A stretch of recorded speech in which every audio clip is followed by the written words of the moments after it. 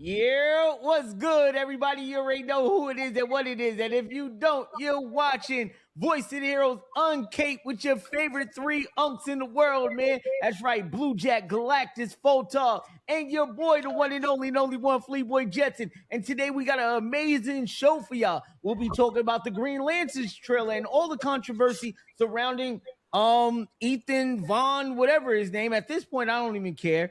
But we'll also be talking about some information that you need to know about the golden, bronze, silver, and platinum ages of comics. We'll also be talking about new releases, old releases, DCKO issue 5, Batman, Absolute Batman issue 18, and so much more. So please, if you haven't already, don't forget to like, comment, and subscribe. Follow us on all platforms. For visuals, make sure you check us out on YouTube at Voice of the Heroes Podcast and on Spotify, UNCaped. Make sure you give a 5-star rating and show some love. Now, without further ado, today is March 8th, 2026. Let's get started with episode 6 of Voice of the Heroes UNCaped. Gentlemen, man, how are y'all doing and how was y'all weekend?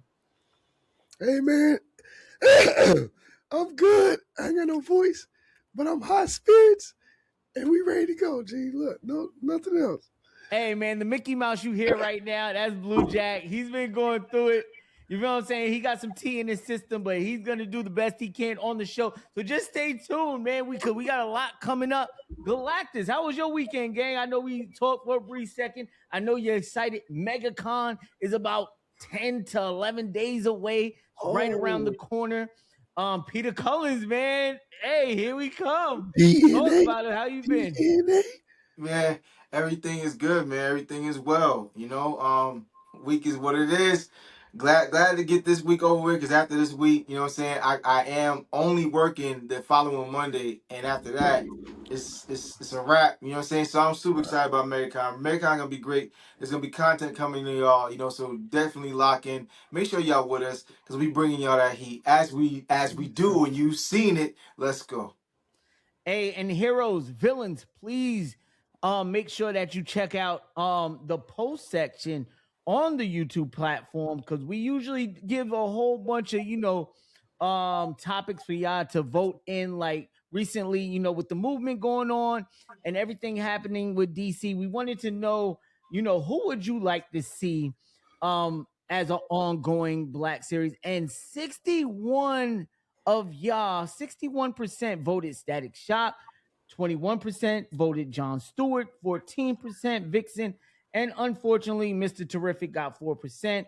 But shout out to everybody that voted on that. And make sure you check out our latest interview with Transformers 1-star Jason, who is actually Shockwave in that. So make sure y'all check out that interview. Now, Hey, let's get started. Can we talk about that? Huh? Can we talk about that, though? What? Can we talk about that post? That's crazy. Oh, the post? Yeah, we can talk about it, because I think it's kind of ironic. It was a given. I'm not even gonna lie. Even while I was making the post, I already knew the majority of the posts or people voted would go Static Shock. So it didn't really surprise me that 61% of the heroes on our platform went Static Shock. I was a little shocked that Mr. Terrific only got one vote, being how popular he was in the Superman movie. But when it comes to characters like John Stewart and DC's Beyonce Vixen, like, I don't know. Huh? So you know what I'm saying? I have a theory about that, though, and there's a reason why.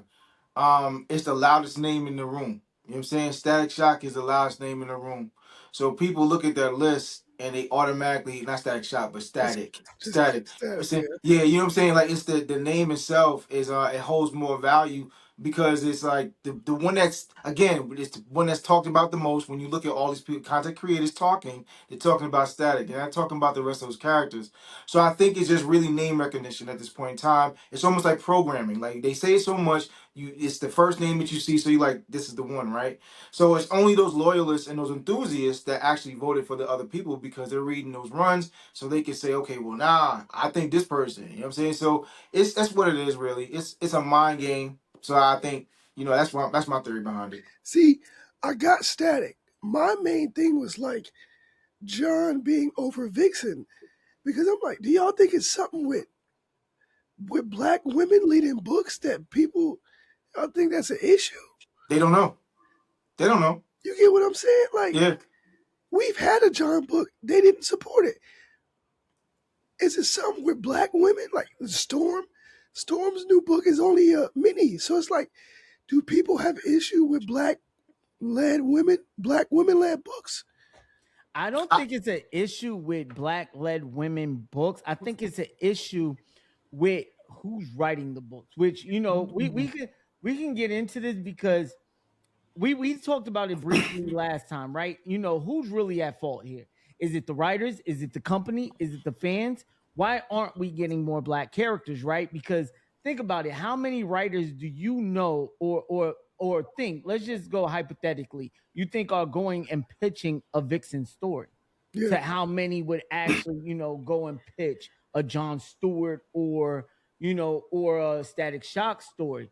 I think 9 times out of 10, it's more of a favorite thing because they know, hey, I might get a 12-issue yeah. run out of this, But But Galactus, you what you think? you're just proving what Blue just said. You literally just proving what Blue just said about the whole, because think about it. The probably reason why they're staying away from that titles or like black led comics is because they're afraid that it won't do good. So it's you have to remember, so that's probably why, and why it becomes a mini, because they want to make sure it's going to sell first before becoming a run. So it's all intentional. It's a way to actually kind of gauge the audience's like reception to these characters. So I 100% kind of believe him. I kind of think that he's right about this. So I look at Nubia. Look at all these other, like, Nubia was supposed to be sent to be such a great book, but did you all support it? You know what I'm saying? Like think about it though. Think about it. Even with the Storm run, Storm had a phenomenal run. She had a Yeah, phenomenal run, though. Like 12 issues was bussing. yeah. But not many people was even talking about that at all. So I think again it was her loyalists, it's people that actually bought the book, and like myself, you know what I'm saying, everybody else that bought it all the way through and talked about it.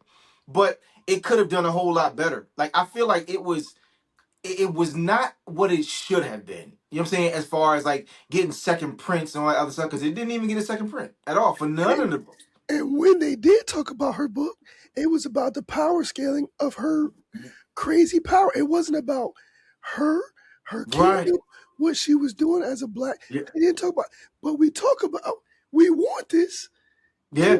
we perfectly got it in that book.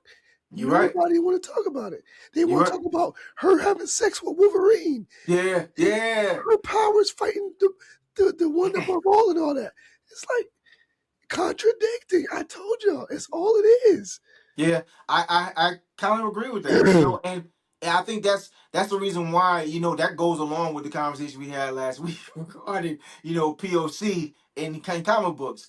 So I mean, if I don't know what that means, it's people of color for those that's listening. So but yeah, I think that's the issue is that, you know especially African American, or brown colored women. So I 100% believe that, 100%. I'm looking at it even further, like everything that I read, and I'm looking at how it's not marketed the way they do with everything else. And I actually do have a number of different comic books that actually feature brown skin, main characters, but they're not being marketed right. So I can 100% see exactly why you would see what's the name above Green Lantern above her. I can see that. And I think my more it's last a point for that, popularity contest with the two, yeah, right? Because you Mhm. had That Vixen, too. you had a huge push for Vixen, right? WB tried to push her heavy. They even came out with the animated movie with her. She was in multiple video games that year. They pushed Vixen pretty hard. So I don't know if it was a failure like in that part, but me personally, I love the Vixen movie. They had what's his name Arrow, from The Flash Flash, voicing himself, and mhm, old boy from Grant Gustin, and yeah, they had him Stephen Amell. voicing his characters and all that in there. I thought that was pretty dope. I'm not even gonna lie, I would like to see more of that, man. Bring him back in the animated aspect, to be honest. But I think Jon Stewart is probably the more popular character because of Justice League Unlimited. Like that's huge in the cartoon space. That's one of the biggest cartoons for a lot of these kids that grew up in that era, and seeing Jon Stewart play such a predominant role in that. So I think it's more than a popularity thing, because not too many, like, we really don't get a lot of Mr. Terrific stuff. Like, this is the first time I've seen Mr. Terrific on screen in a very long Oh time. yeah, Besides, TV what show, was the joint he was in? TV show. Just League Nah, Unlimited. he was in something recently. It was a 3-part animated movie that came out Oh, over you the talking about years. animated? Oh, And yeah, the DC, yeah, the the event, Crisis on Infinite yeah, Earths I event don't that even happened, count like, animated movies, bro. yeah, yeah. But, man, you gotta tap in. The animated no, movies, Galactus, I'm is saying I better don't than the. count them. I don't count them. Like when I think about brown characters, I'm thinking about live action. You know what I'm saying? Yeah. But I see what you're saying. Like I guess if you want to fit that in there, but that's where my mind automatically goes to. Oh, okay. So, well, shout out to everybody that voted on that post. We truly appreciate y'all. We will be dropping another post on Monday. And if anything, let us know in the comment section what you would like to discuss about on those tabs, and we will put it up. Now, for our first topic of the day, we will be talking about the Green Lantern, well, Lanterns trailer minus the green, but we'll get to that in a second. It appeared, the teaser for HBO Max new series, and a lot of people are having issues with it online. It's not even a mixture of feelings. It's one-sided at this point. A lot of people just truly dislike the trailer. They did not like it at all. A lot of people have their reasons. The outfit, the dynamic between Aaron Pierre and, oh boy, I forgot his name. The fact that the lanterns are on Earth, the fact that it looks more like a drama than more of an action type superhero show. So we're going to talk about that. Galactus, did you get a chance to check out the trailer? And if so, what did you like about it and what didn't you like about it? All right, so I'm going to preface this with, y'all know I'm a Marvel fan, right? Okay. So I need to set context to where I'm going with this conversation.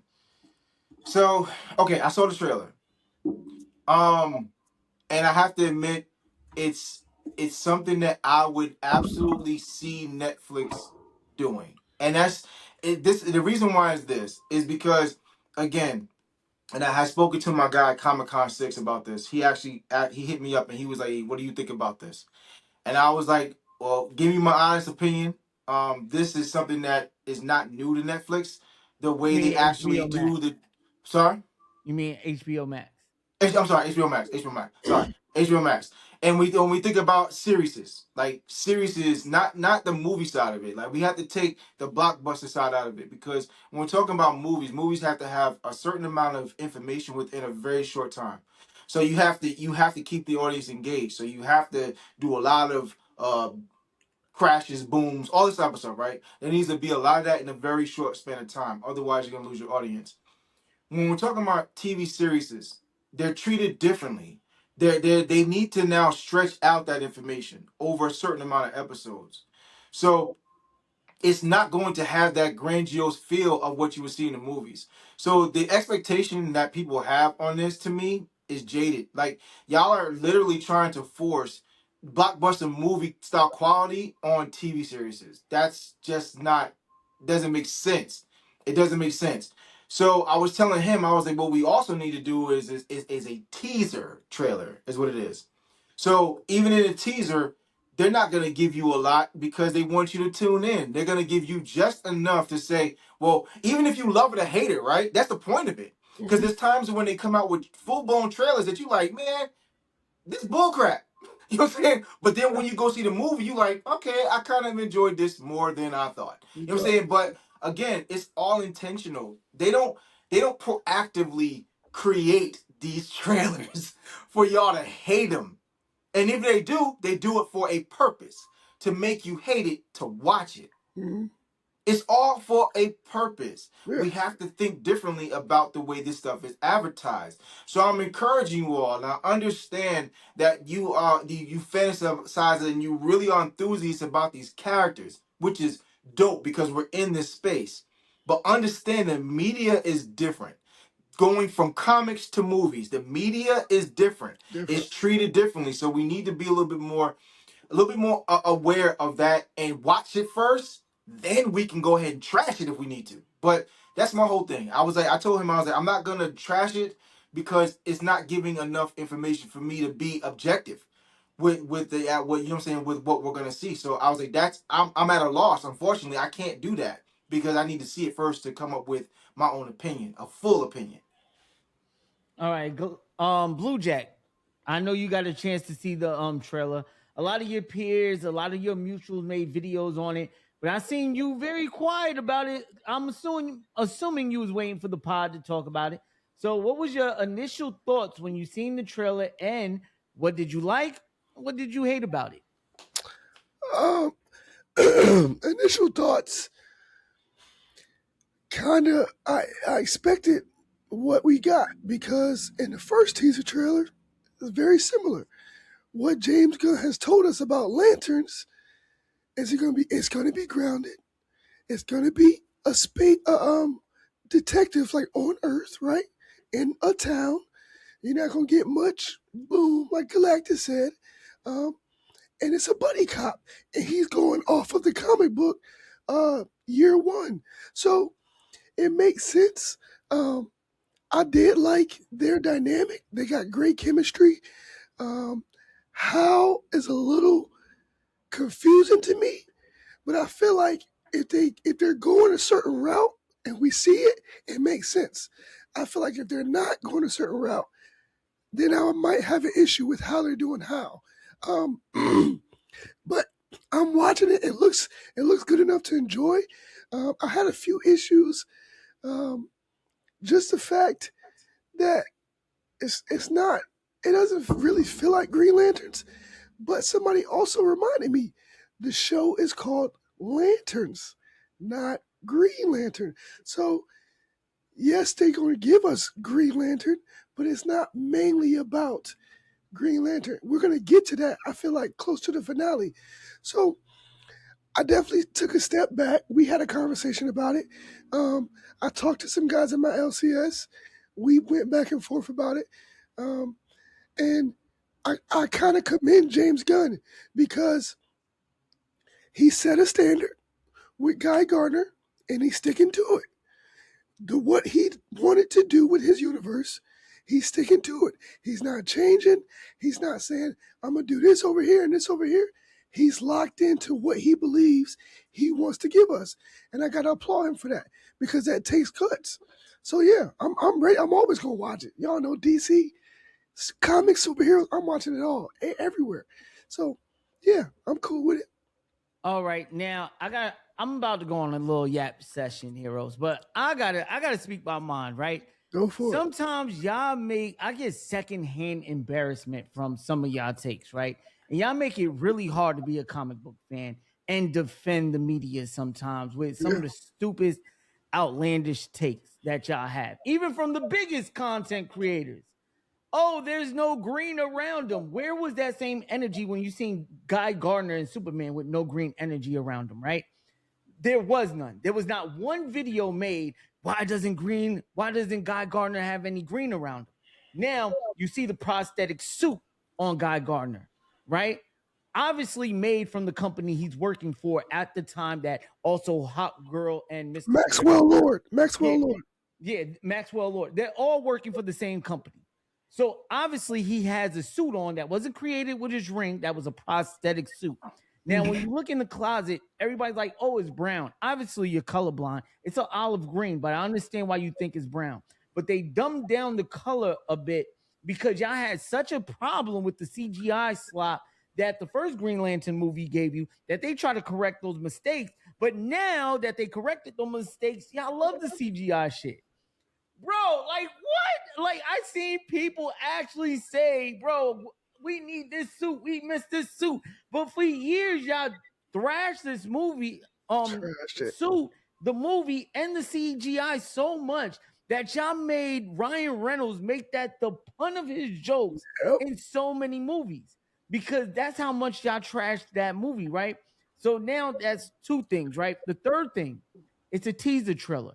Everything that we've seen from that teaser trailer, I can almost bet my life on it is from the first episode alone.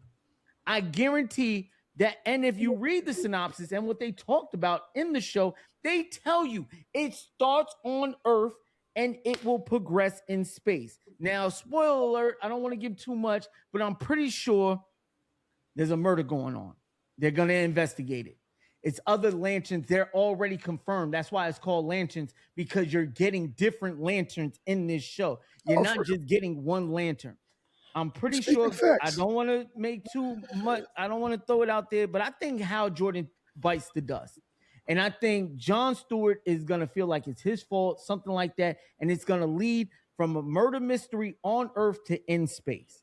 And I guarantee by the end of the episode, we're going to be in space somewhere, because they already set the stage for that.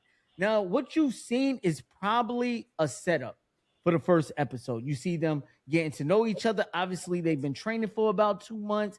They're getting to know each other. I do find some of the stuff Hal Jordan said kind of weird when you go to continuity, because the Green Lantern ring allows you, like Blue Jack told me, and obviously it's been seen in so many shows and comic books, that right there, you can understand any type of alien language or any that has a Green Lantern ring. That's like a, what you call it, a transmitter. Translator, yeah. A translator, yeah. That translate all languages for them to understand.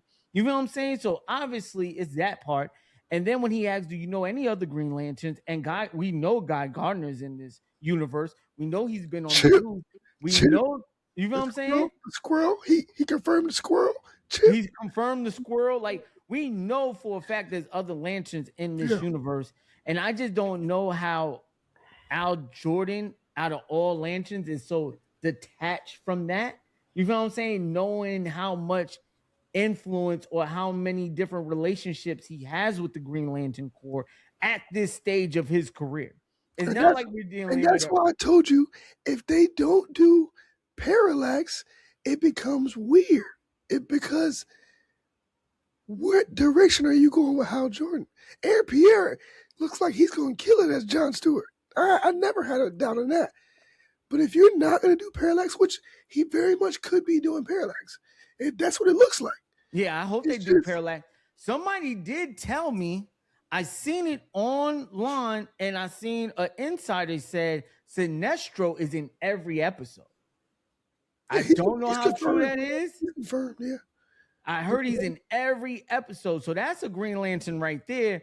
Aside from them, I don't know who he's playing. I don't know who's playing Sinestro. I don't know if we're going to get perfect casting. They showed us casting like. Oh, they showed the casting for him? Yeah. Is he going to look like Sinestro? Or is he already looks like Sinestro as himself. So yeah, it's going to be fire. Yeah.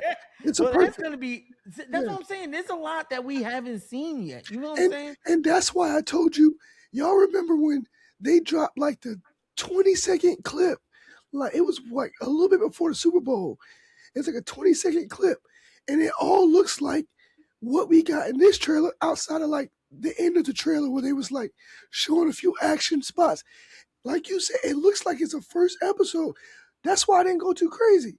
Because it looks like it's all surrounding around that same kind of what we seen already. It just gave you a little bit more of what we seen from the first 30-second teaser. And I promise you, watch when this show comes out and it does very well. You're going to see all the glazing. All the people who made videos talking shit about it. Oh, this show is the best. Like, just chill. Let it rock. This is why a lot of shows don't get that initial push like it's supposed to, because comic book fans are so cringy at sometimes. Whether it be comic accurate, whether it be too goofy, whether it be too CGI. Well, it's just sometimes like, look how many people, honestly, let's talk about it. How many videos did you see people talking about the Superman suit and how much they didn't like? Yeah, a lot. And it looked way better once you see the movie. Yeah, once you seen the movie, I said that in my review. I was like, bro, we was all skeptical. You watch that movie, the suit looks like it makes sense when you watch the movie, which is the point. And another thing, you know how many different suits? It even looks like there's a camo type suit in that closet. There's multiple different lantern suits in that closet. So we don't know which one Hal is going to wear, or if he'll even wear a suit at all. We don't know which one Aaron Pierre is going to finally put on. You know what I'm saying? So He I better think wear a suit. He better wear a suit.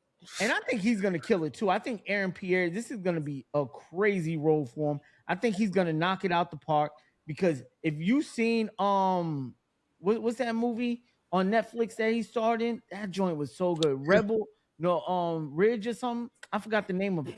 Man, that was a good movie. That And was his you know, audition for John. That was his yeah, audition. that was John Stewart. That's I said literally that. John That's Stewart in John that Stewart. movie. He's a Marine. That's John Stewart. If you take away the ring and the Green Lantern stuff, that Stewart. movie is John Stewart basically without the ring. But another issue I want to talk about, right? The artist who did Green Lantern Rebirth and so many other different comic books for Green Lantern, Ethan Von Scrotum. I don't know his last name, but this fool comes out. He's doing a podcast. And he's going through the casting, and he's like, "Yeah, Al Jordan." And he says Aaron Pierre, and then he throws a couple of homophobic slurs out, calling him, the F slur, and also saying he's a homosexual, things like that. Very uncalled for. And then he goes on Twitter and praises James Gunn for the work that he's doing, which I thought was kind of weird. Like you just disrespected his, one of his workers. Well, I don't want to say workers, but one of his stars in his new show. Not only a black man, but disrespecting a black man to the point where it's like, bro, come on. And disrespecting a character that we all are fond of, and we're excited about the show. To be honest, I don't know how DC couldn't even work with that dude after this. I don't know if he's still working for DC. I doubt it. I don't know who he's working for at this point, but that was disgusting to say. I don't know if y'all got to see it or heard the remarks. I'm pretty sure it's fairly new, so it's making its rounds around the internet, and a lot of people are upset. And I know a lot of Green Lantern fans are highly upset because a lot of his runs are some of the better Green Lantern ones and a lot of the ones people enjoyed, especially of recently. So, gentlemen, how do y'all feel about this, man? And what do you think? I'm pretty sure if it was anybody else, I seen people cancel for less. You know what I'm saying? All I gotta say is white people, man. Like, what else can you say, G? Yeah, it's definitely terrible. I'm not going to give this too much airtime because honestly, it's not worth it. So I'm going to say this: the thing is when you give a platform to people like that, it's expected. You know what I'm saying? So I think when we talk, look at, and this goes even beyond it. First of all, his sexual preference, whatever that may be, is nobody's business. You know what I'm saying? Like, but I don't even think it's true. But I'm just saying, yeah. So I mean, but it's like he was just engaged to Tiana Taylor. Yeah. I just feel like I think what he's doing is he's upset. I think he butt hurt a little bit. You know what I'm saying? When you butt hurt, those are things that come out your mouth. You know what I'm saying? So you just say some unsavory dumb shit, and I'm saying that with a lot of emphasis, a lot of dumb shit. But am I surprised? No, I'm not surprised whatsoever because to be honest with you, he's saying what a lot of people feel. You know what I'm saying? So he's giving a voice to those people that are voiceless when they don't, since they don't have a platform. What he's doing is he's like the savior. He's the fucking big white hope is what, you know what I'm saying? Like, you know what I'm saying? The great white hope is what they say, right? So I'm saying he's just one of those people that just has a voice and using it to be obnoxious. You know what I'm saying? So honestly, I feel like it's expected. And he's not really worth me even saying as much as I did. So I'm gonna go ahead and move on. Yeah. Hey, I love that, man. I love both of y'all takes. Honestly, man, if y'all out there, man, please protect your stars of your shows. Because look what happened with Shorty from Star Wars. You know what I'm saying? Even though Aaron Pierre probably gives two shits, to be honest, he probably don't care about it. He's probably, but please protect our stars and protect people like that, man, because we want good content to keep coming like this. Right. Sure. But when you give people like that, like Galactus said, a platform to say horrific things like that and people follow up on it, it makes other stars look at it like, nah, I'm good. Like, look at John Boyega. One of the reasons why he don't even want to work for Marvel, because he feels like, bro, if I work for Marvel, they gonna look less at me as a star and more as like a trope. It's a lot of people, that actors and actresses that look at comic fantasy in that light because of the fandoms is, bro. Star Wars is a big one. Power Rangers, superhero. Like, it's so many because the fandoms are uncontrollable, man. People Power don't Rangers realize is that. the worst. Yes, they don't realize Power that. Rangers is the worst. Like I after think Power Star. I Rangers, think like Star some of those Wars. stars don't even get work. I think Star Wars is pretty bad. Star Wars people. Ooh, I don't know. Yeah, Star Wars is pretty bad because you're right. It's yeah. I would say Star Wars is probably the worst, especially if you black in Star That's Wars. what I'm saying. Especially, That's what I'm saying. especially if you black. That's what I'm Yeah, saying. if Yes, you black in Star Wars, boy, Yeah, you you a got a rare hard time. You species. gonna have a, bro. you have a, Bro, have we a got hard the time. TV shows with the black girl, the black female that was in Hunger Games. no, she was in the Obi-Wan show. They was cooking her, bro. Gee, Yeah, it's bad. I'm Yeah, telling you, it's bad in Star Wars. So yeah, you're right. I would have to give it to Star Wars. but it's okay. But it was crazy is it's okay to have all these other aliens and everything that they make in there. Those are cool. Those are cool to have aliens up in there. But you throw a Bro, black person in there. I have been Hold on, saying hold that up, for hold up. years. What we doing? I've been What we saying doing? that for years, bro. What we doing, guys? We can't I've been have black saying people that in the for space years, because we got bro. aliens, though. We gotta have aliens and white people. I've been But you saying throw a that for black person in years. there, y'all doing too much. Y'all Gee, Yeah, forcing it. Y'all forcing it. I've been It's saying it such for a weird, years. it's such a weird concept. Like, I really hope that what I just said really resonates with people. And they have to really think, like, yeah, that is pretty dumb. Bro, I said some dumb shit, but they're not gonna do that. They're gonna say, no, no. The time period says that should be no black people there. Are you dumb? Are you dumb? hey, I agree, man. Speaking of time periods, which is a great way to transition into our next segue, man. We're gonna be talking about the different strap in. eras of comic books, whether it be the platinum, the gold, the silver age, the bronze. We're gonna be talking and discussing. Galactus is going to break that down for all the comic book people out there, collectors, casuals that don't know too much about that. I think you need to stick around for this segment and learn a few things because, truthfully, I'm about to put my listening devices on and tune in because this is something that I don't know as well. I don't know nothing about the platinum age or even too much about the gold age. Like my information probably barely comes in at silver, bronze ish. Like, so Galactus, take us away with this segment. No doubt, no doubt. So I'm gonna go somewhere with this too. I kind of really wanted to really talk about the comic ages based off of the way we purchase. But for those people that actually are enthusiasts as far as like vintage comic books, however, I'm gonna tie in some of our most recent conversations regarding comic books to kind of give y'all a little bit of a view, a little bit more insight as far as like to where we're at and why we got to this point, right? So we're gonna start off with first of all, let's go through the ages, right? We got the platinum age, which is between 1897 and 1938. So comic books, in the sense of certain things published regarding like ads and everything that kind of brought in cartoons and that type of stuff, that has been something that has been since the 1800s. Like that's crazy, right? We're talking about going just shy of the 1900s and into 1938. But the first published comic book was not until the 1938, around there. So, just to kind of give you some context, the golden age is the age where Superman, the first action comics came about, I believe, and that book was really kind of elevated the actual golden age of comic books and superheroes. I'll say that superheroes were that's where it really started, was the golden age in the 1938s, and that went from 1938 to 1956. So 1956 is the golden age. So then we have silver age. It went from 1956 to 1970.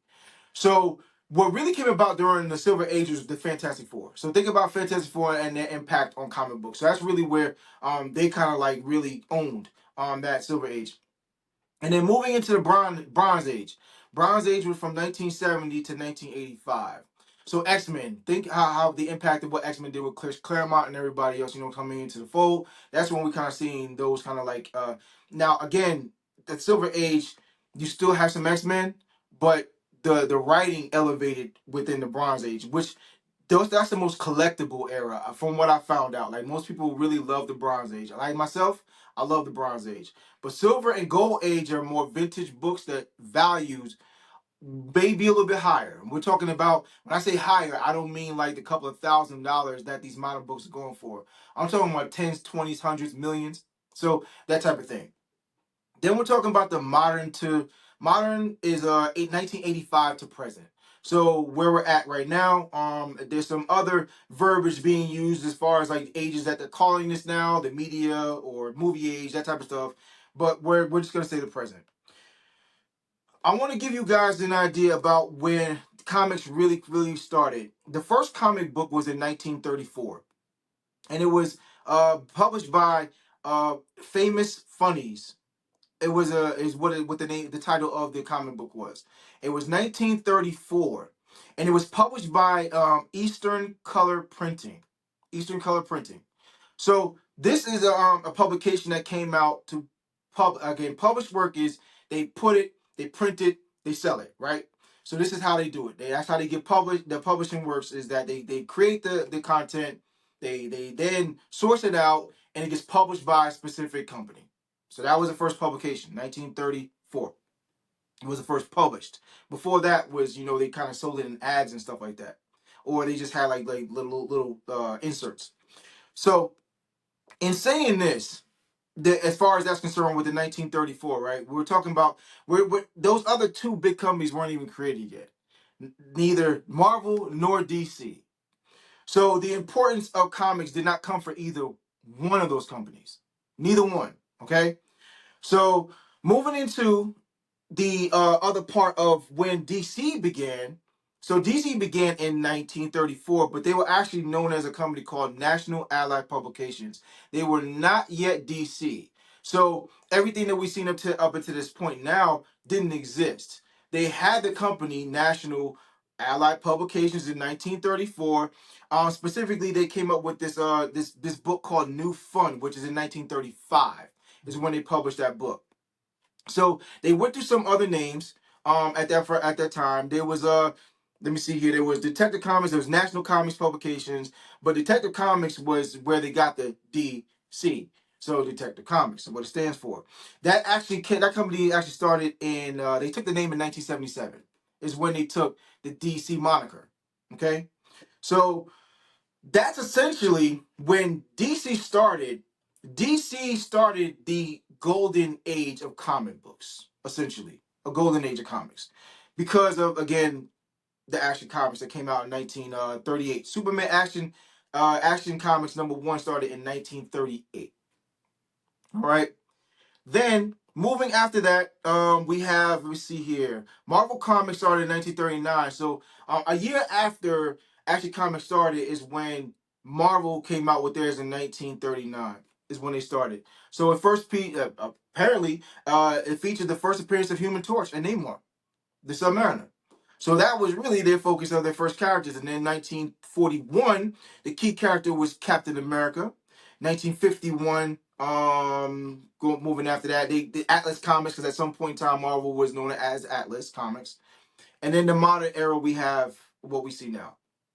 So essentially, the reason why I brought this up is that a lot of people kind of credit, and I guess in theory it could be credited as the people that kind of started Marvel and DC starting this whole movement.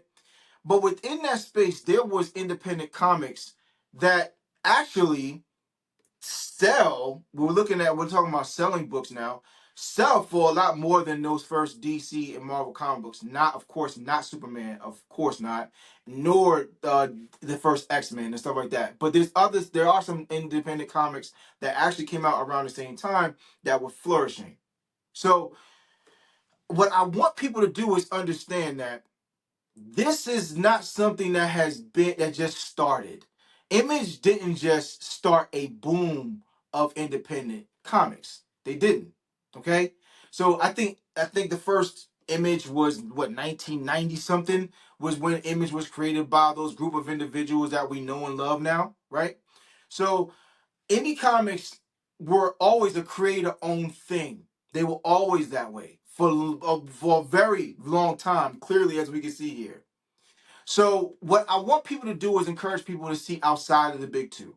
We need to start seeing outside of the big two, looking at what we have available to us now and before. Not just the modern comics, but going back to the platinum, gold, and silver, bronze, like all of those books that we have. Do your research to find out a little bit more about how you can get a little bit more insight about how we got here. Instead of assuming that these two companies have always been the end all be all, which they were not. So I just kind of want to give you guys an idea of what that looks like. But as far as the selling part of it, I'm gonna go into that into another pod. So I'm gonna talk about that. I'm gonna bring out some of my books to show you some of those older comic books to kind of show you guys exactly what those look like, and also let you know that the majority of art and writing, the bulk of it was back then. Like you're gonna get a lot more detail in books. You're gonna get a whole lot more writing in those books. So it's phenomenal. So I want you guys to be encouraged to actually do that. So that's pretty much where I wanted to share with you all regarding this, the ages of comic books and where we came from and where we're at now. And I want to ask you a question, right? Where we came from and where we're at now. So, in your um speech just now, right? You said modern comics were started around 1985. That's the year I was born, technically, right? Literally, that's the year I was born. To where we're at now. Now, I want to ask you a question because I'm looking at the graph, right? And Mm-hmm. it seems like almost everyone is like a 20-year jump, mostly, Mm-hmm. right? 20, Mm-hmm. 20, a little more, a little less, but around Yep. average a 20-year jump. Yep. We're now way over that. We're Right. about 40, I'm going to say my age. We're 41 years into that. Do you think Right. it's time for us as a community to actually classify the modern era as something else and move on? Like, and if so, what would it be? Would you consider like this new era the diamond era, uh or something like that? Because what year do you think outsold what we're doing right now? Because as of right now, comics are selling millions. So would you consider this like a diamond era, or if you had to reclassify the modern era to something like maybe copper or something, what would that name be and why? I have to be honest, I wouldn't give it a medal. I wouldn't give it a medal now. I wouldn't say it would be a diamond or anything like that. And here's why. You mentioned something about outselling.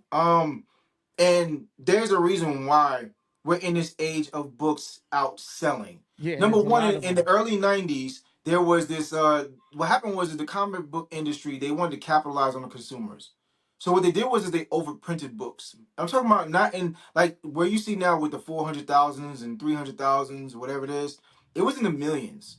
Like those books were overprinted. So the when we're talking about like the value of those books, they're not there. Like are they big names like Spawn? You can get Spawn for $30. You know what I'm saying? Like seriously, you can Dollar get pins. Spider-Man number Dollar one. pins, yeah. You know what I'm saying? Like for $15, Spider-Man 1, $15. But those books are so highly coveted. Like people love it because you have the all-stars that came out around in the 90s. The Todd McFarlane, Rob Liefeld. You know what I'm saying? Like you have Jim Lee. You have all these comic book artists that actually elevated comic books to the point to where we're at this point now, right?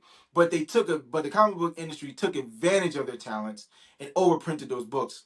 So with that being said, the main two are going to continue doing on that road because that's what the formula always was. Like the formula worked, consumers bought it, so they're going to continue doing it. As far as like what this age should be, I mean, there's a lot. Again, there's a lot of people that's naming it something else. They're naming it like again the media era, the movie era, or stuff like that when it comes to comic books because people are speculating. So they're taking the media side of it that we have now with movies is being created based off of books like adaptations. They're utilizing the content to adaptate. So adapt. So I think maybe we can call that. Maybe we can call it that. You know the the adaptation age, whatever it is, the speculative stage.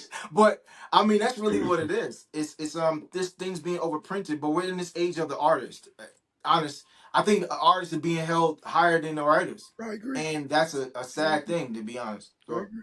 Yeah, and I do think it should always be the artist first because let's keep it on it.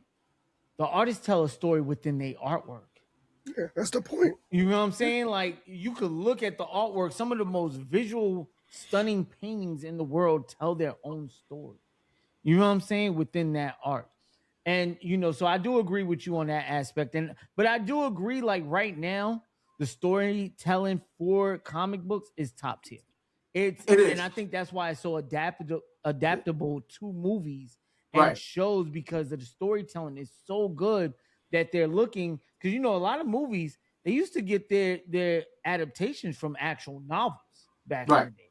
Like Mm-hmm. if you look at some of the biggest franchises in the world, Harry Potter, Hunger Right. Games, what was the not Teen Wolf, they're gonna Twilight. kill me, Twilight. Twilight, things like that were based off of novels. And even the Bone Collector, and even series like books like that, like they were adapted into movies. So now I think companies, especially big studios, are looking at comic books like, hold on, we got something.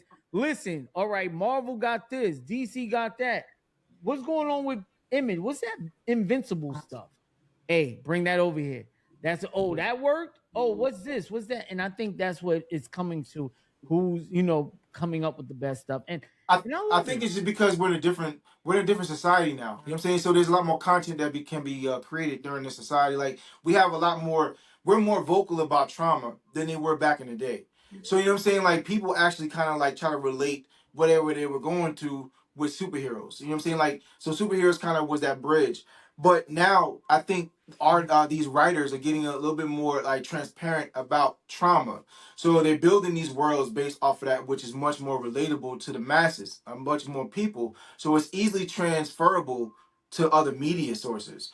So I think that's where it is, and I love it. But you made a comment about the age of the artist, and I feel like yes, but at the same time, to be successful, you need to have synergy between writer and artist. In order to have a book that's very something that's going to be impactful and that's going to last. Because right now we're dealing in this age where there's a lot of things being talked about that's probably not going to outlast the books. You know what I'm saying? Like all the talk that we're doing, you talk about 5 and 10 years now. Are you going to look back and say that this was a game changer? You know what I'm saying? So it's just going to be something that happened now. Now they are creating things that we can talk about that will outlast the conversation we have now because of the impact it made on the industry itself. But that's another conversation for later. I do think I do think the artist and the art, one, can make or break a book, but it can heavily enhance a book. Whereas the writing can be great and the art can be, and you not want to even like continue because it's hurting your eyes to look at it. You know what I'm saying? So I think the art is very pivotal at this point, especially with comic books. Like I was talking to my LCS yesterday. D- DC has done so many splash pages in the past how many months because the art just is elevated and they're putting a shine on. Listen, we telling you a story, but we also gonna let you look at what we're telling you, so you don't gotta imagine too much. We're gonna give you that visual of perfection that you're looking for that's in your imagination. And I will say one more thing with the art in comic books in these days that I noticed. Maybe it's just me, or maybe I haven't read comic books in so long. Now that I picked them up, there's a lot more panels in comic books nowadays than I think back in the day. Like I was reading a comic book the other day, right? And no exaggeration, where is that? I think it's right here, right? It had over like maybe 15 panels on one page. And So I'm like, wow, this is a lot of storytelling for one page. now DCKO did that. You know what I'm saying? But I feel like on theirs, but I feel like that's to me, it's just it. The reason why you're seeing more panels now is because you can get more information on the splash page Yeah, by doing more panels on one page. yeah. Like you know what I'm saying? Because it's evoking emotion. Like you want to take a spot where again in DC what they did is they took time periods and they fused it all in one panel so you could feel the Hmm. time period from beginning to end. So you can the thing is that again we're talking about a new age when it comes to storytelling. So now creators have a little bit more freedom and also insight on how to create that thing in their head and put it on one page. So that's why you're seeing that. Now, do I think it's happening a lot more? Uh, I think because I'm looking I at all think the it's books just that I happening read. with the big titles, to be honest. Yeah, I like that because again the sequences like you have to think about how much they want. Again, they need you to understand where this is happening, so they're gonna Yeah, put more information on the page to draw you into the space. and So especially I think that's really what it is. and especially when you get a splash page or you get like a fight page, you're not getting as much information. So let me give you the information here so I don't have to clutter you with information where I want you to just see the visuals of what I'm trying to show you in this next page. If that Right. makes sense. Yeah, and I Yes. think that's why Absolute Batman, for most people, they feel like the beginning arc of it was so slow because Absolute Batman did it perfectly, in my opinion. But if you look back on those pages, there were so many different panels and so It much still dialogue is. with It it. still But is. it made it really good because it Yeah. gave you a great understanding of who Bruce and this new universe was. Yeah. Now, I do want to ask y'all this, right? Oh man, before I lose my train of thought, right? I do agree with Galactus when he says something, man. Oh, this is why I feel like they also do that, right? With the so many panels. Because like Galactus said, you gotta have synergy, right? With artists nowadays, like oh boy that writing Absolute Batman, right? He doesn't have to color everything like Jack Kirby used to do. He just draws it out, sends it off, somebody color it, sends it off, somebody letters it, sends it off, somebody edits it, sends it off. So it's different processes of comic books from back in the day where you had somebody who had to sit there, draw it, color it, letter it. And And that's why so that's why we I don't know about that because in the Bronze Age, just so you know, good thing I have this set like this. This predator, right? oh brother. Nah, nah, This this predator right here. This predator was drawn by a specific person. It was also inked by a specific person. So I you know what I'm saying, like we have to like mark like Venom for instance. But I'm saying if you're gonna go back, Predator's there. But then also in Star Wars, this was inked by a different person. You know what I'm saying? So like this is in back in the '70s. So So it this really is just depends on the book. it depends on the book. Like you know what I'm saying? Like so it depends on how much control the writer wants to have over their book. So there are people that actually does everything. Like you know what I'm saying? Like does I know Kari Joshua Andrews. Williamson. Yeah, Joshua you know what I'm saying? Williamson. Like they want to because they have a specific look that they want to maintain. So they're going to color it. They're gonna draw it. You know what I'm saying? As well as like ink it. So, but I think now it's more acceptable because of they're pumping out so much content that they're gonna now outsource it to inkers and colorists and stuff like that. When you think about the people that have other things going on, so I think the people that are really dialed in on a specific like publication, a specific title, they're more so gonna have more creative control. But the other people that are pumping out other titles and other things, they're gonna outsource because they need to get it done quicker. So But just to kind of clarify. Fleet, you are right. And I think the point you're trying to make is there's not as many writers that do multiple things. There's only a few. There's a good bit. But there's a few in the big companies that are like, I draw my books, I write my books, I color my books, I let the other people do the other stuff. Most people now are just writers or artists or inkers. You know what I mean? So that's kind of what I thought you meant by that. But we No, do that's have a exactly few. what I was trying Yeah, to say. we do You know what have I'm a saying? few that don't like Joshua Williams. He's locked in. He's writing his books, and he's doing the art for his books. They tell you, and you can tell he has a specific style.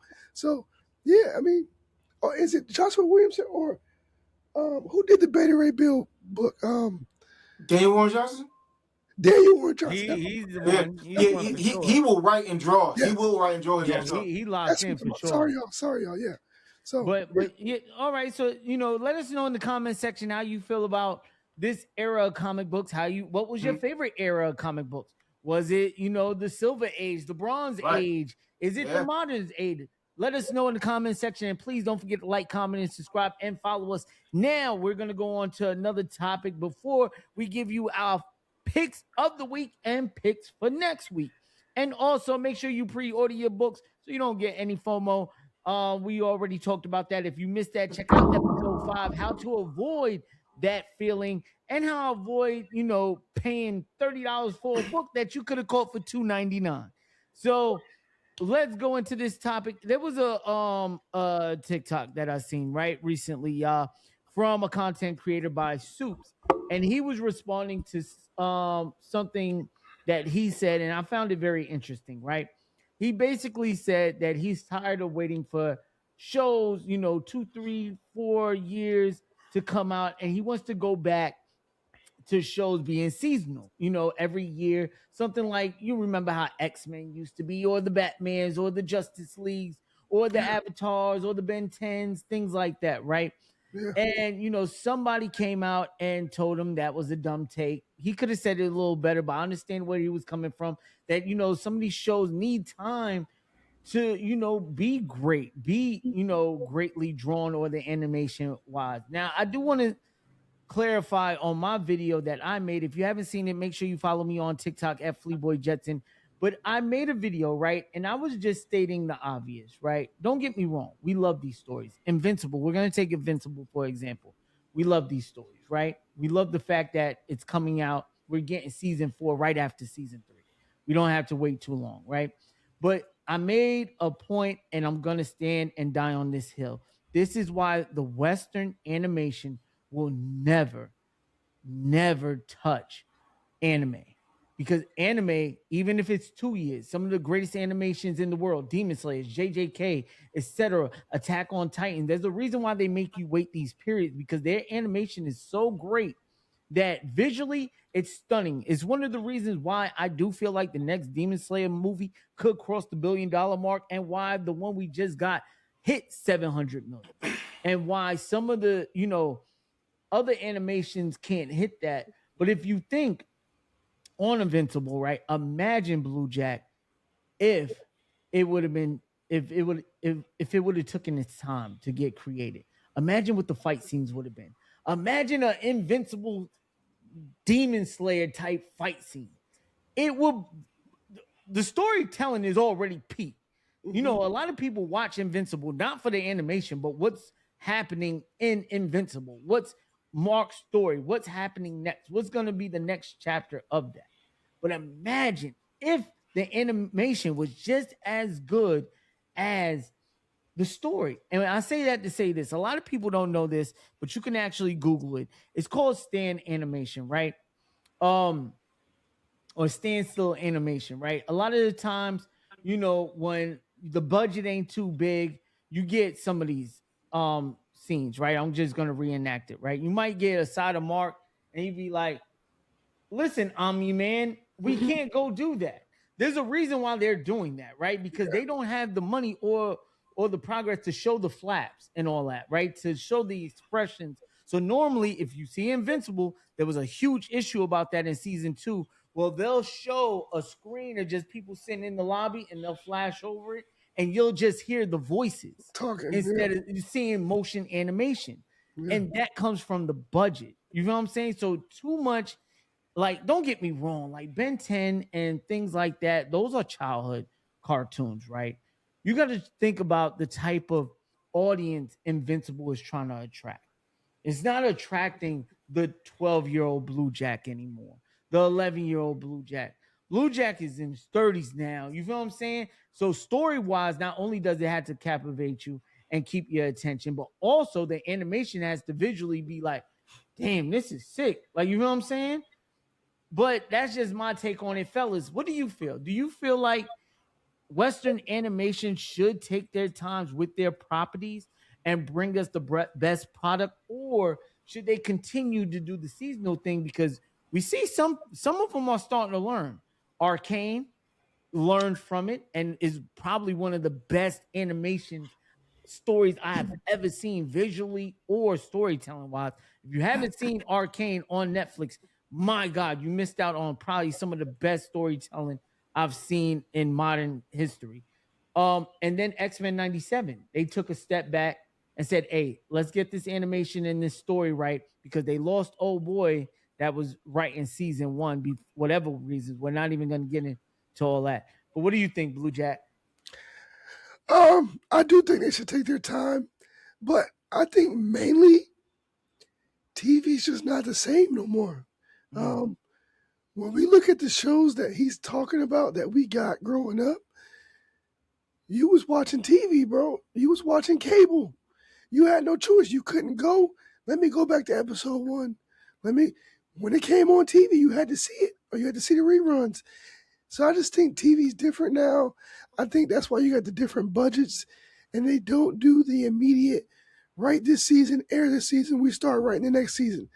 Because animation has gone up, price has gone up, art has gone up, and people don't watch TV as much. Now you talk about the big stuff like Invincible, yes, that's breaking numbers, but like just regular stuff, people aren't watching TV, man.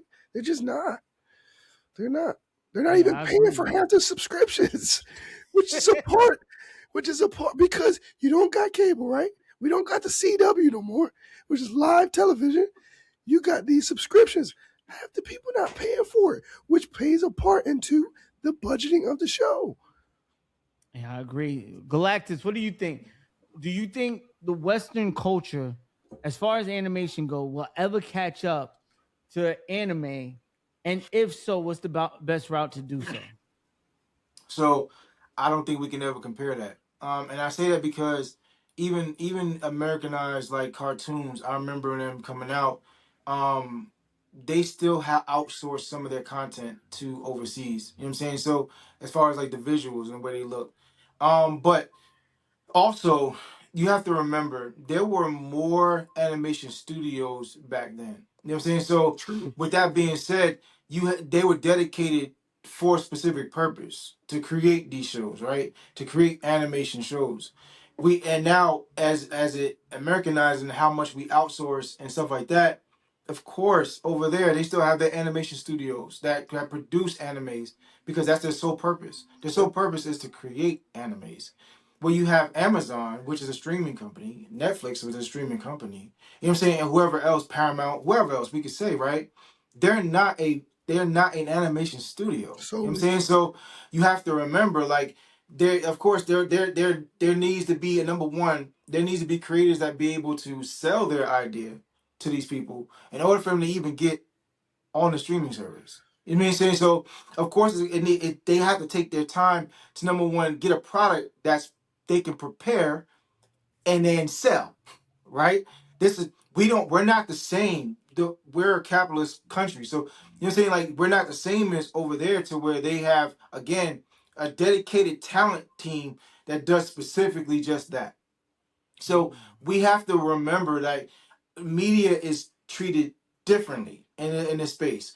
So, and as far as Invincible goes, I don't I don't see any I don't see any I don't see any lower quality. You know what I'm saying? Like when I look at that, I look at a specific animation style. You know what I'm saying? And this animation style is what they're going with. You know what I'm saying? As far as like what they want to produce. And it kind of stuck with the comic book side of it as well. So it looks like the comic. You know what I mean? So do I feel as though if it falls short of animation? No, I'm not looking at it in that aspect. Like from what you're saying now, I do see what you're saying regarding like certain points, but I'm not viewing it in that sense. I'm not being that critical as far as like what I'm looking at as far as animation goes. I'm looking at it like a comic book that was transported or adapted to a cartoon, moving parts, another animation, right?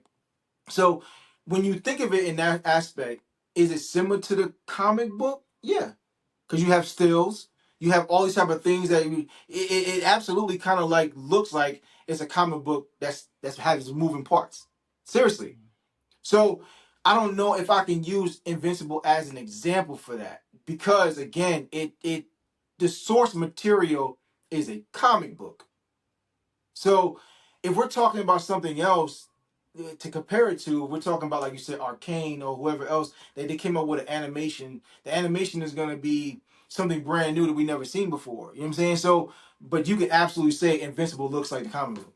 You know what I mean? So I don't know. There's a conversation, and as far as the consumption of media, if we're talking about that, do I miss the whole weekly thing?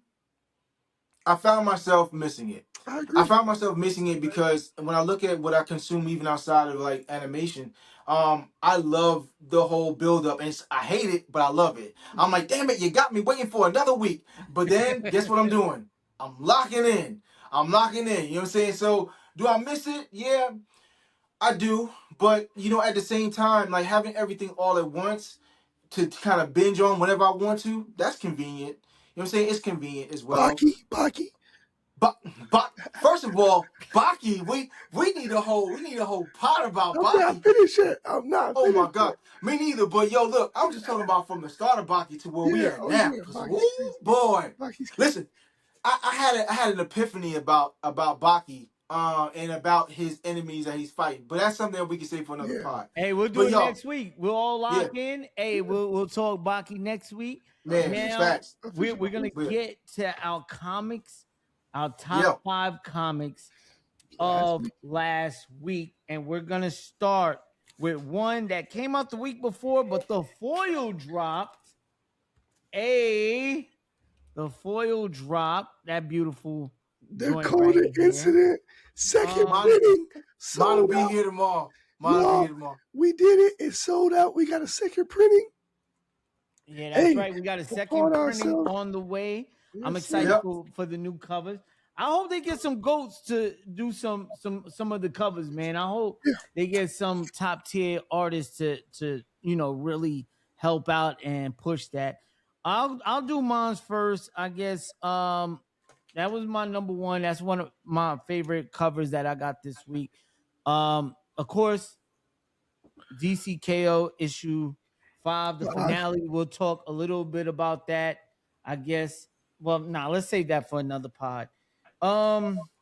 Static Batman and Static Beyond. This one is I think Can't see it. We gotta show it. Gotta show it to the people. Yeah. Yeah. I think Show it we to the need a people. little more. To be honest, I don't think 5 issues will be enough for me. I love what it's coming to, but me and Galactus was talking about this, right? And hey, y'all, come on. Just use y'all brains, right? When this came out, right?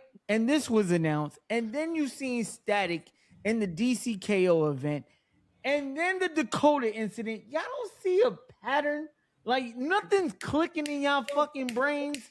Like, bro, they're building Static up. It's just a matter of time before we all go on the internet and such is writing the new Static shot.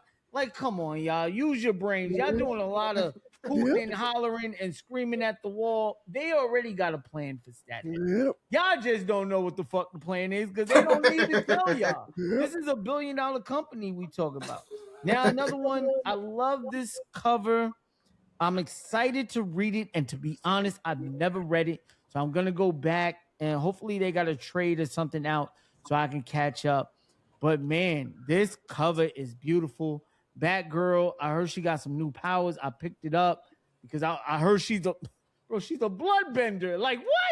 Who doesn't want to like get into this? So I picked it up. Yeah. I have never read this issue. I'm gonna go back and read the issues before I even open this. So this is just gonna be for show for now. So that's 4, right? And 5. Wow, it's a toss up, man. It's a toss up between Moonstar and Matt Fractions issue 7, but I'm gonna have to go with Moonstar, man. One because it's a continuation, like Blue Jack told me, because I didn't read the Magic joint and all that was going on, right? And but I'm just excited that Marvel is really putting diverse characters into their catalog and building off of that and giving characters their own spotlight.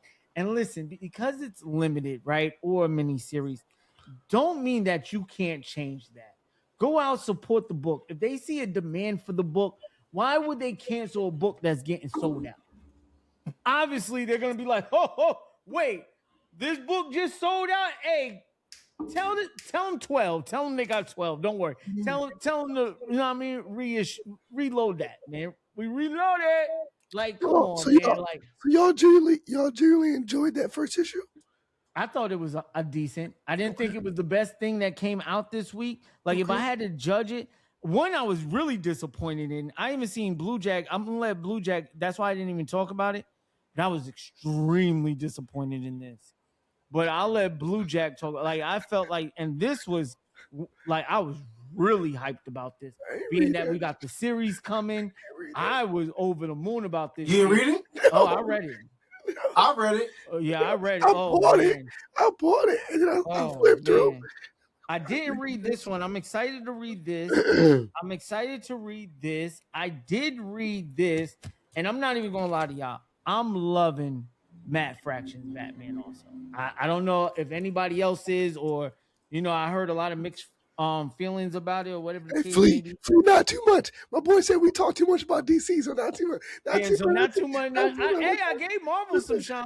He got a whole DC shirt on, but not too much. Yeah, not too much. All right, so Galactus. Those are my 5.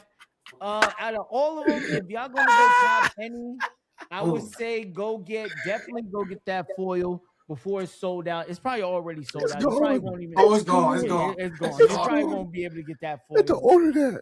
Yeah. So if you my didn't store get had that, one extra. Definitely get DC KO issue 5. Well, I'm not going to talk about it because Galactus, he ready to spaz on me and Blue Jack. But my God, Superman. It's a reason. It's a reason he want a shirt. It's a reason. Yeah, he know he want to talk about it, bro. He told us he ain't want to talk about it. I know. But my God, I'm no spoilers because it is the finale, so I'm not going to get into that. But if you have not picked that up, those are my suggestions. Go support Moonstar, especially if everybody crying about diversity and all that, bro. There's a book out that shows that they're trying. Go support it. All right, Galactus, what's your top 5? So in no particular order, we just gonna go by publishers.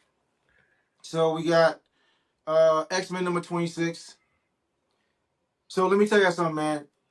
Some of the best art in this run, bro. Like seriously. It was good. Like Diaz is on some ish. You know what I'm saying? And McKee, the writing in here is so dope. Like we're about to, and I think that's why you X-Men United is coming the way it is because now we're gonna see so much happening between this team and the other team. So Uncanny X-Men. But y'all, listen, lock in on X-Men, like for real. Like I know a lot of people are disappointed in Marvel and their titles, but y'all not reading it is why y'all disappointed because y'all don't even know what's going on. Y'all don't even know what's going on. Real talk. Y'all really don't know what's going on. You just saying it because DC is lit right now. But there's some fire Marvel stuff out there. One of which is X-Men. So X-Men 26. Another one of my this Absolute Superman number 17, bro. This was a really good issue. Really good.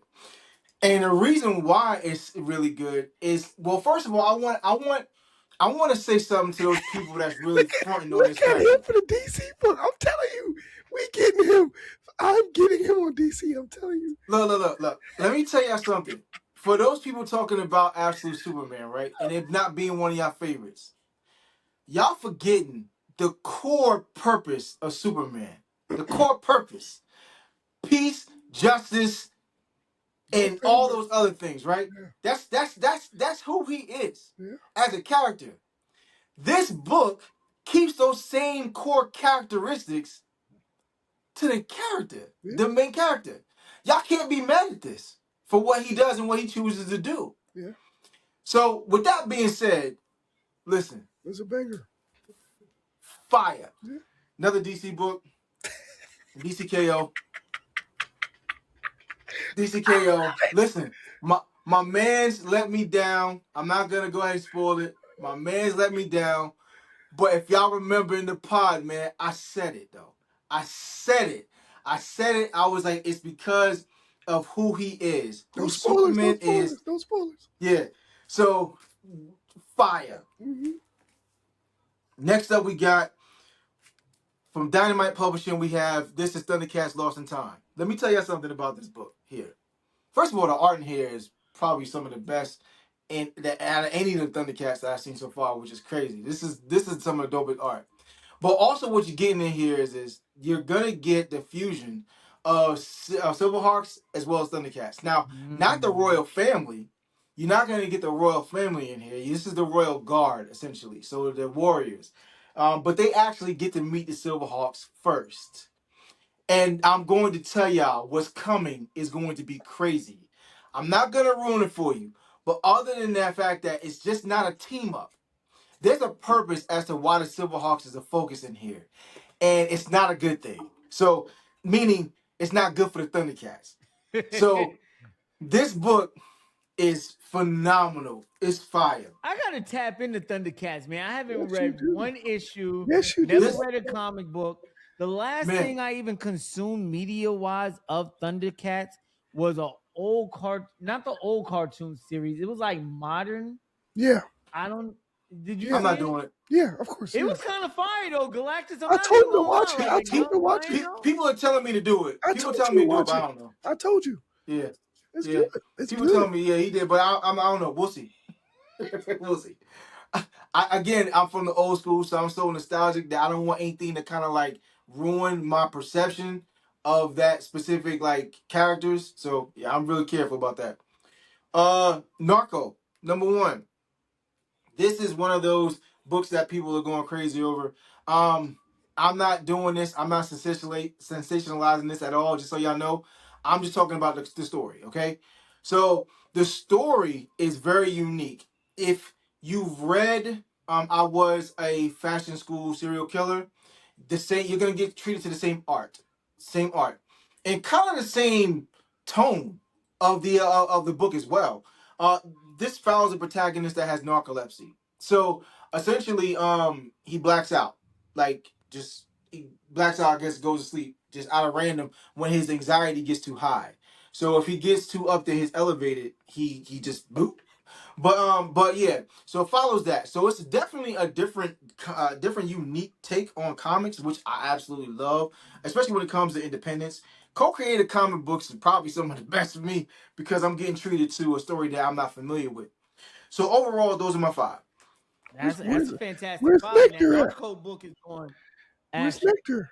Who? Where's Nectar? Nectar. I mean, I know what you mean. It's not. hey, it It ain't in was his good. top five, gang. What you That's want? what I'm Like, It's not saying. top five though. it Okay, ain't in his okay, my top bad. five, man. What's in your My top bad. five? It's not top five. To be honest with you, my what was my backup? Oh, that was. I have it over there. That's like my what's the name? So it's like it's maybe number 6, All right. but What's your maybe. top five now, Blue? So I had some of the similar books, but I'm gonna be a little different. We got Power Rangers Prime issue number 15. The book is coming to an end. There's one issue left. This issue is a banger, man. We got the Goat Zeo Rangers back. Craziness happening in this book. Fire book. Fleet. I don't know why you're not reading this. You're missing out. I read it. I actually, you know what's crazy? You know why I didn't show it? Because I sent it to Galactus to get signed by Melissa Flores. Okay. That's already headed to him. Yes. That's Oh, why Monday. I don't have it. It I don't comes on have Monday. that book because he Also, we got Nice House by the Sea, issue number 8. Y'all, You ready? of course. DC Vertigo I'm behind, bro. is insane. I'm telling you. I know people look at these books because it says DC. This is literally DC's indie category. These books are fantastic. Best Vertigo book, and that's why it kicked Vertigo coming back off, man. I'm telling you, y'all not tapped in, y'all missing out. Banger. Then we got Matt Fraction issue 7.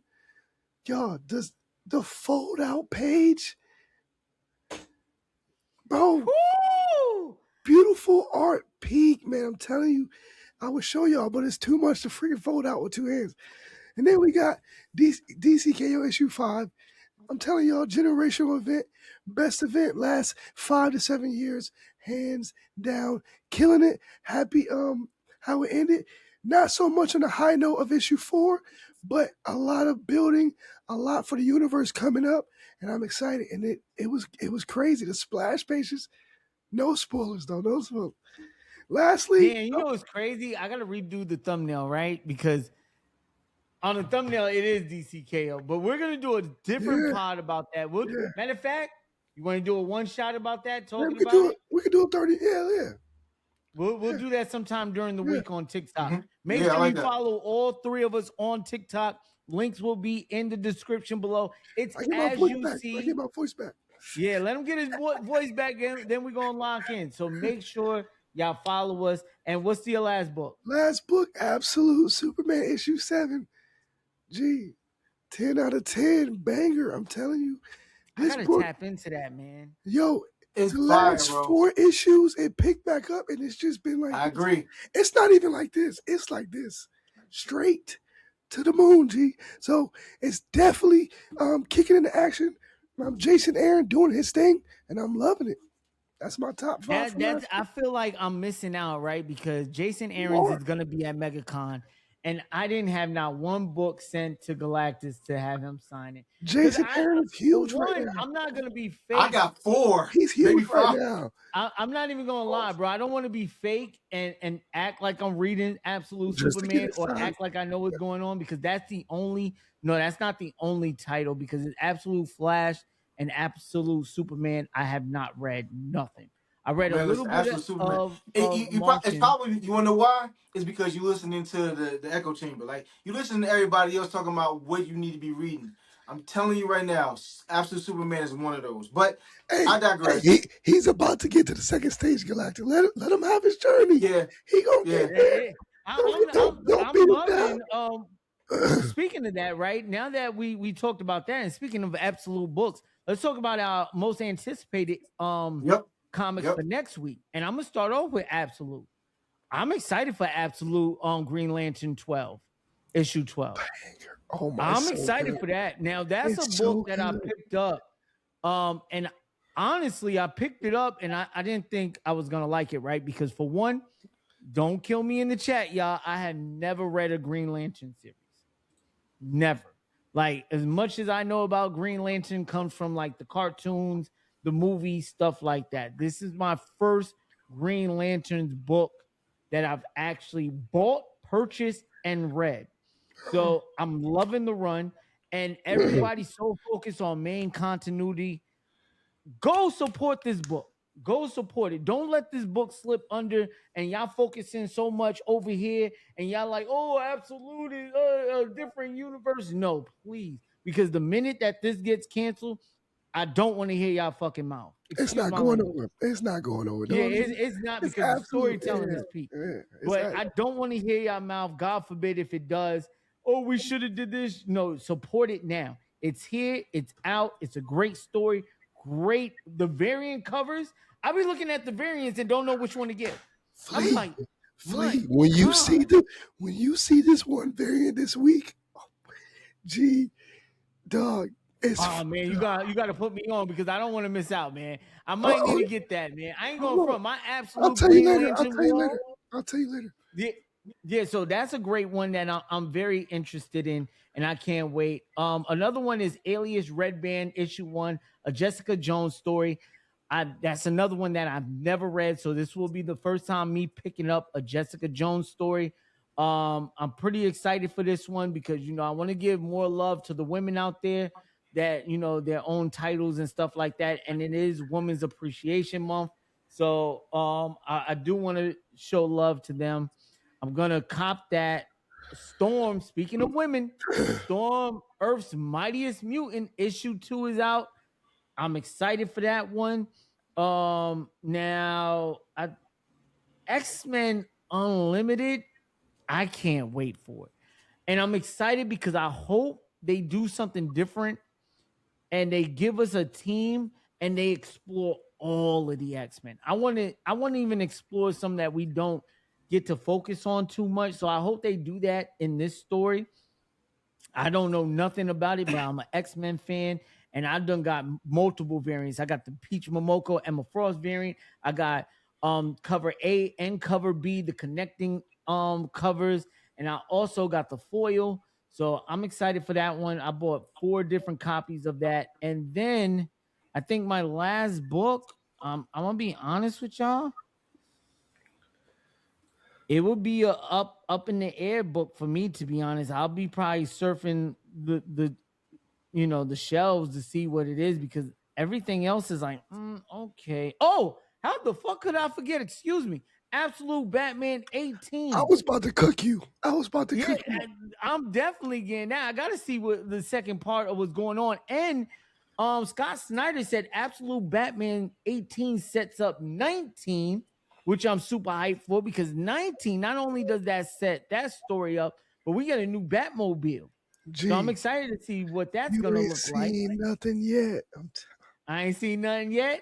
It's so good, bro. I'm And telling then you. I seen a cover of like, I think it was like issue 20. Bro, Deathstroke, Joker, Scarecrow, Man Bat. Joker has a Robin pin on. Yeah, I thought it was Robin at first. In my video, I'm like, That's somebody had to Joker. tell me that's Joker. Yes. Like, It's Joker what? with a Robin pin on his suit. Yeah, this is gonna be crazy. Absolute Batman is just different. I'm not even gonna lie to you. It's a story like I never seen Batman. And please listen, if y'all watching this, can we campaign to get an anime made?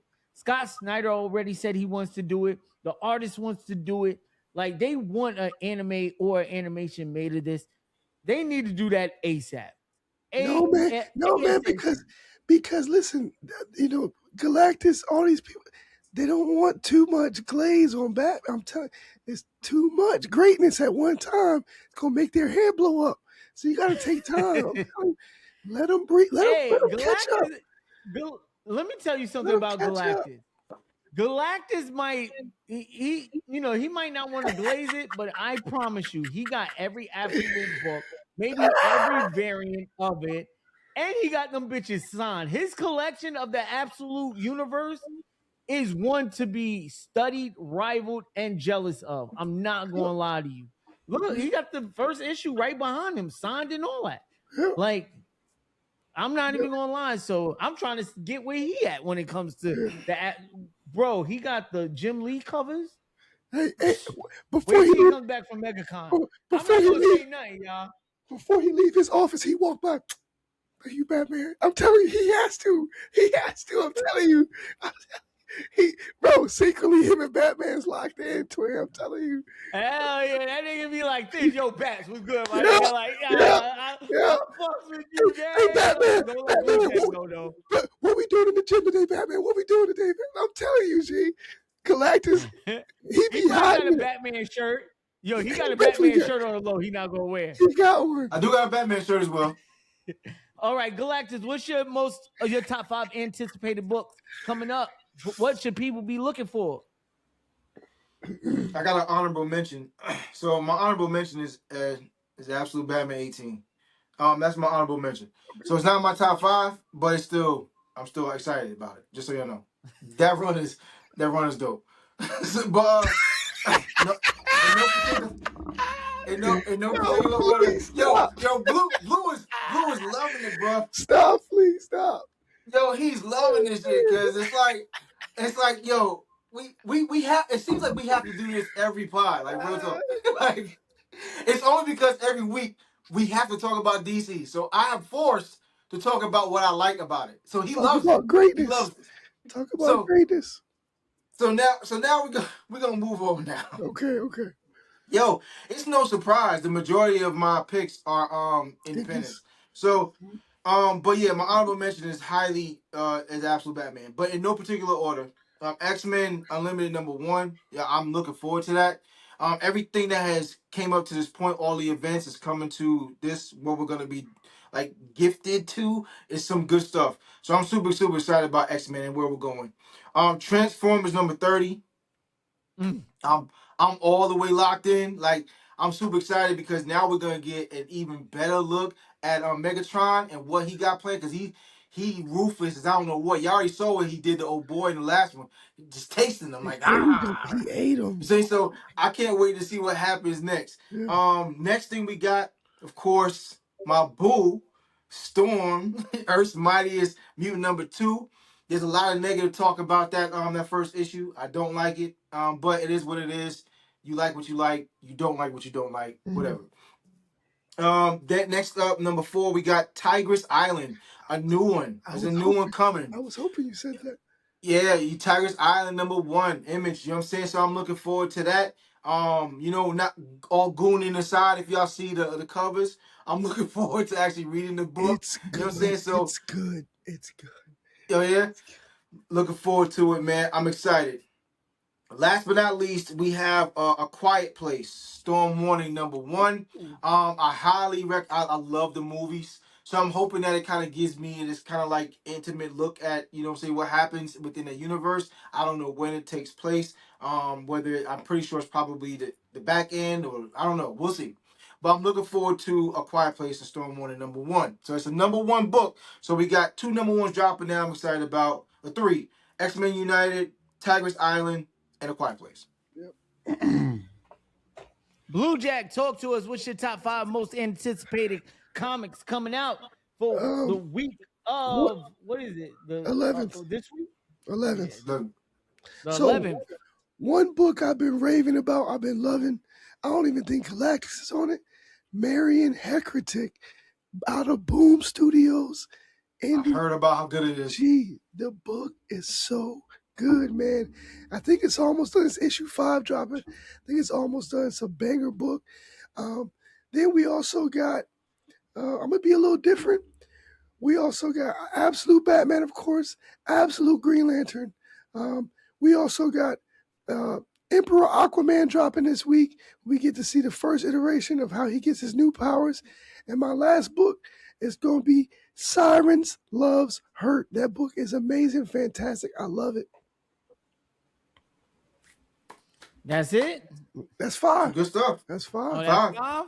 All right, well, those are the 5 picks from each of us. Y'all should go check out. Let us know if we missed anything, or if there's anything that we haven't said that you're interested in checking out this week. And let us know what you're reading. Also, don't forget to follow us, like, comment, and subscribe. Check us out on all our social medias, whether it be the gram, whether it be TikTok, the book. We're all over the place. Links will be in the description below. Also, check out our one-shot episodes. Make sure you follow one of us on TikTok, because you never know who's going to go live. You never know what we're going to talk about. Most likely, when Blue gets his voice back, we'll be talking about DCKO issue 5, the final issue of what was amazing story. Mm-hmm. My God, one of the best events that I have seen in a long, long time. I'm excited to talk about that. I can't wait for it. So make sure you follow us on TikTok. And definitely follow us on Spotify so you can hear the podcast.